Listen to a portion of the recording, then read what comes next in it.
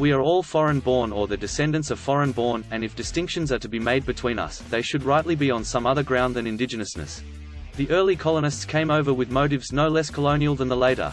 They did not come to be assimilated in an American melting pot.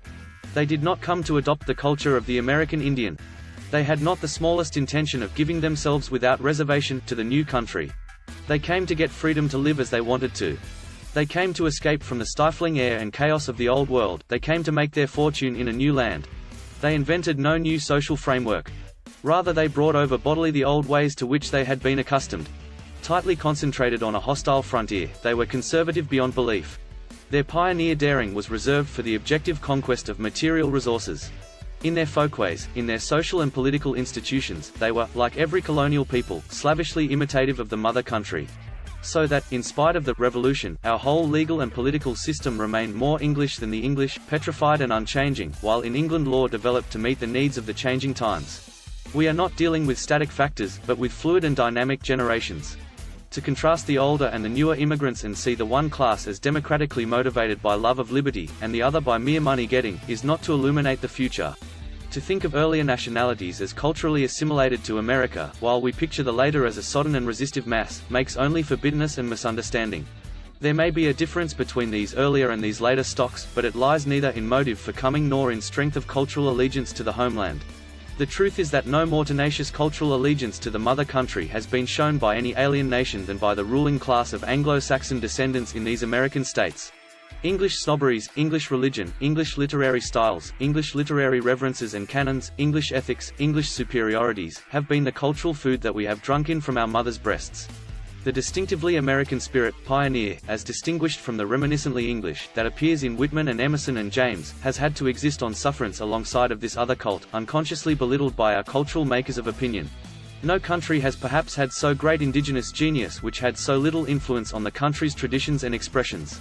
The unpopular and dreaded German American of the present day is a beginning amateur in comparison with those foolish Anglophiles of Boston and New York and Philadelphia whose reversion to cultural types sees uncritically in England's cause the cause of civilization, and, under the guise of ethical independence of thought, carries along European traditions which are no more American than the German categories themselves.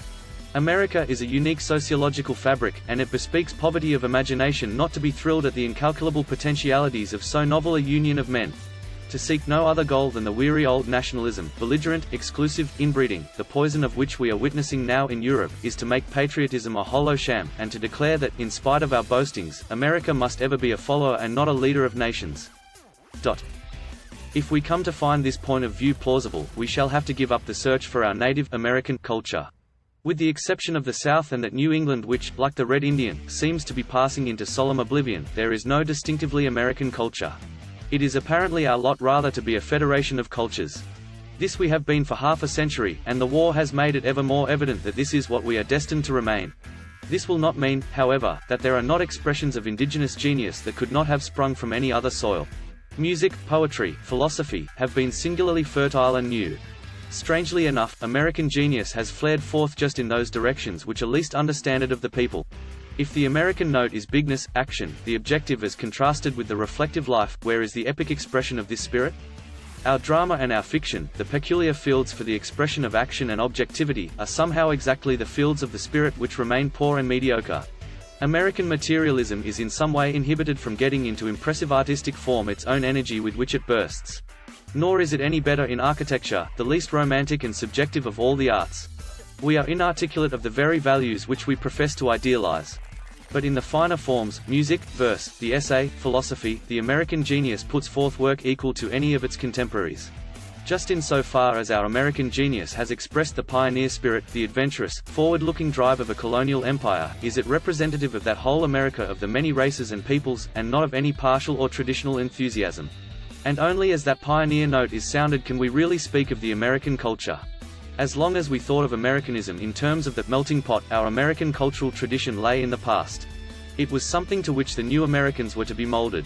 In the light of our changing ideal of Americanism, we must perpetrate the paradox that our American cultural tradition lies in the future. It will be what we all together make out of this incomparable opportunity of attacking the future with a new key. The war, World War I, has shown America to be unable, though isolated geographically and politically from a European world situation, to remain aloof and irresponsible. She is a wandering star in a sky dominated by two colossal constellations of states. Can she not work out some position of her own, some life of being in, yet not quite of this seething and embroiled European world? This is her only hope and promise. A transnationality of all the nations, it is spiritually impossible for her to pass into the orbit of anyone. It will be folly to hurry herself into a premature and sentimental nationalism, or to emulate Europe and play fast and loose with the forces that drag into war. No Americanization will fulfill this vision which does not recognize the uniqueness of this transnationalism of ours. The Anglo-Saxon attempt to fuse will only create enmity and distrust.